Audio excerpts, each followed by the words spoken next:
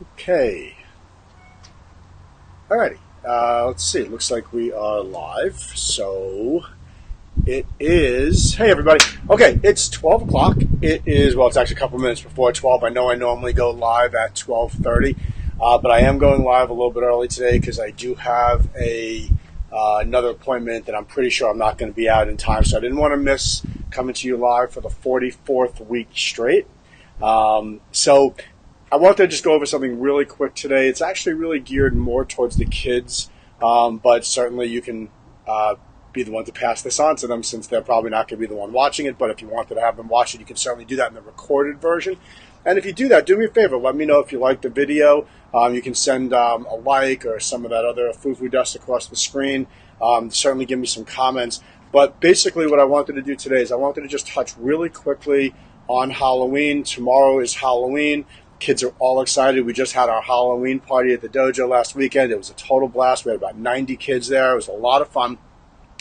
But one of the things that we talked about at the Halloween party is that we're going to be on the dojo floor, and it doesn't mean that even though we're going to be partying and having some candy and playing a whole bunch of games, it doesn't mean that we come onto the dojo floor and we act disrespectfully. We just continue acting the same way as if we were taking classes. And I really wanted to kind of reiterate that again. In fact, I did last night in class to the students, that I know this time of year that they get a lot of stuff about Halloween safety, and I don't really want to go through all of that stuff. It's pretty typical stuff. Parents are really good about, making sure that their kids show them their candy before they eat it, and that they don't eat too much of it and get sick, and that they're not out too late, and all these kind of things, that they stay in touch with them, and they do all kinds of safety things. But the thing I really wanted to talk about are two pieces of how they can enjoy Halloween best. One definitely has to do with safety.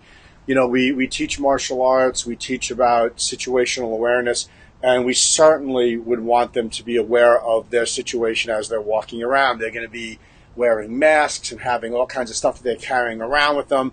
And, there's still cars in the streets. The cars are distracted by all the kids around.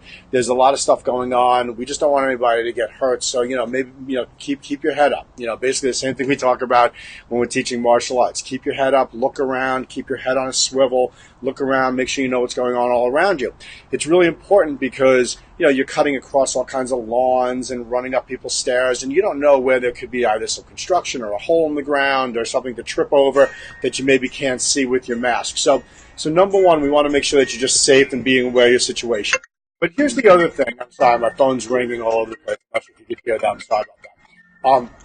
Here's the other thing that I really want to make sure that you're aware of. It's that the dojo kuns are something that we teach in class all the time, that we should try to be a good person, be honest and sincere, be respectful of people's property.